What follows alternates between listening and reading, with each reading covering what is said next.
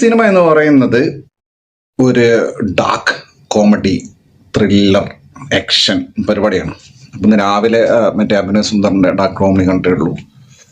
ഇതൊരു നിർഗുണപ്പടമായി പോയി. നമ്മുടെ ജയറാം മേട്ടൻ തമിഴേട്ടൻ പുള്ളിയുടെ പരിപാടി എന്ന് വെച്ചിട്ടുണ്ടെങ്കിൽ ഈ പടത്തിനകത്ത് ദൃശ്യത്തിൻ്റെ ഒരു ഡാർക്ക് ഹ്യൂമർ പ്ലസ് പൂഫ് അങ്ങനെയൊക്കെ നമുക്ക് പറയാം. അതായത് നമ്മൾ ലോജിക്ക് നോക്കേണ്ട ആവശ്യമില്ല, ഒന്നുമില്ല. പക്ഷെ പരിപാടി അങ്ങ് ഒത്തിട്ടില്ല. ഉർവശി ചേച്ചിയുണ്ട്. ഉർവശി ചേച്ചിയുടെ കാര്യം പറഞ്ഞു കഴിഞ്ഞാൽ പുള്ളിക്കാരി അസാധ്യ നടിയാണ്, ലെജൻഡറി ആണ് എന്നൊക്കെ നമുക്കറിയാം. പക്ഷെ വന്ന് മുഖം കൊണ്ട് ഗോഷ്ടി കാണിക്കുക, കോപ്പായം കാണിക്കുക, ആ ലെവലിലേക്ക് ആയിട്ടുണ്ട് കാര്യങ്ങൾ.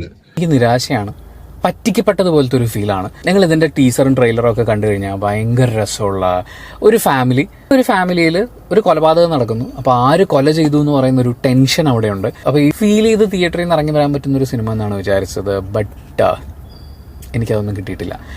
ഇതൊരു ഡാർക്ക് ഹ്യൂമർ ഫാമിലി സിനിമയാണ്.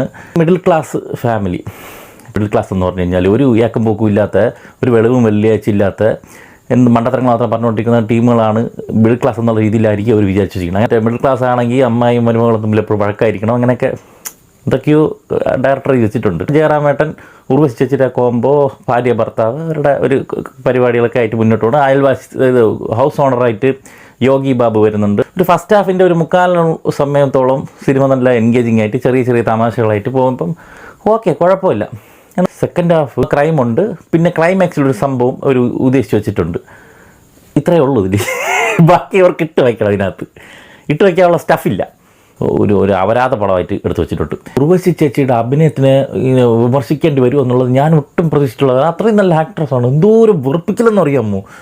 ഒരു മരണ വീട്ടിൽ കിടന്ന് കാണിക്കണമെന്ന് പറഞ്ഞു. ഇത് ഉർവശി തന്നെയാണ് ചെയ്യണമെന്ന് മധുചന്ദ്രലേഖ എന്നൊരു സിനിമയുണ്ട്. അതൊരു വെറുപ്പി കഥാപാത്രമാണ്. പക്ഷെ അതെന്ത് നല്ല രസമായിട്ട് അത് നമുക്ക് ചിരി പടർത്തി അങ്ങനെ കൊണ്ടുപോയത്. ഇതിൽ വന്നിട്ട് വെറുപ്പിക്കലും